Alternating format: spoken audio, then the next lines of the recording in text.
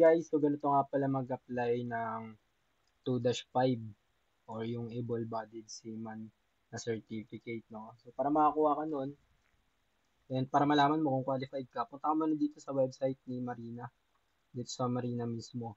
So kailangan meron ka ng account yan. Yan. So ito yung sa akin. And then, punta ka lang sa application, select transaction ka, no? So para makakuha ka ng practical assessment, kailangan mo munang mag-apply dito sa examination, then practical assessment. Piliin mo yung 2-5, no? Yan. Rating sa Sable Seafarer Deck.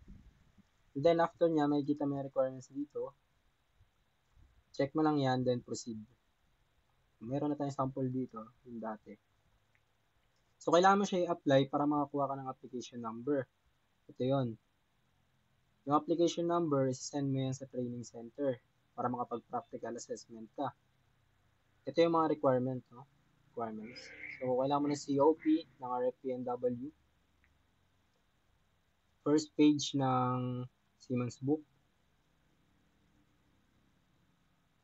And then, ito yung mga requirements niya na kailangan mong i-upload pa, no? So, kailangan meron kang sea service sa 500 gross tonnage or more, not less than 18 months, no?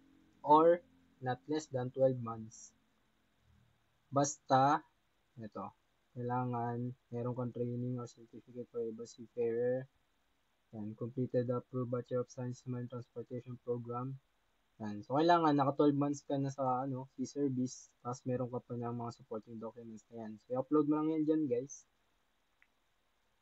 And then, ito naman, yung COP ng SCRB. So, automatic naman yan na mabiverify ni Marina. Kung meron ka nang naka-upload dito sa mismo account mo, so automatic na yan. And then last natin is yung medical natin, no, certificate.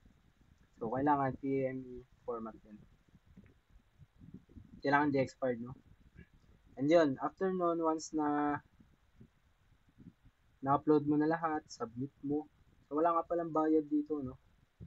Then, i-approve to ni Marina. Magbibigay sila ng application number.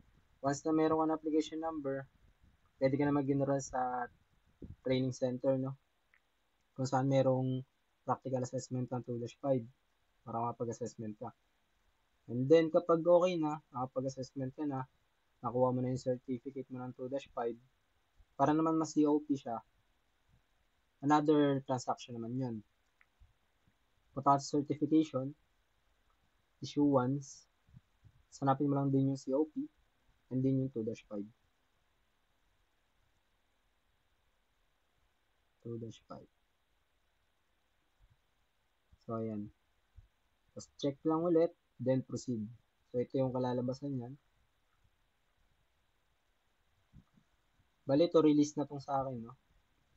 Ito yung mga requirements niya. Bali, COP ng RFPNW, automatic na rin yan, no?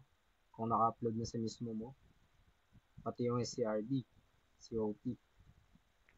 And then, yung passport or Seaman's Book. Yung medical, i-upload mo rin. Kailangan na-expired, no? And then, 2x2 picture na walang shoulder board, white background. And then, yung certificate mo ng practical assessment for 2-5. So, yun yung certificate na nakuha mo sa assessment center, no? I-upload mo siya dito para mapa-COP mo siya. Magbabayad ka dito ng 130 pesos. May additional lang dahil sa charges or fees. After mo ma-upload na na-approve and mabayadan, so, ang sunod nun is for signatory na, no?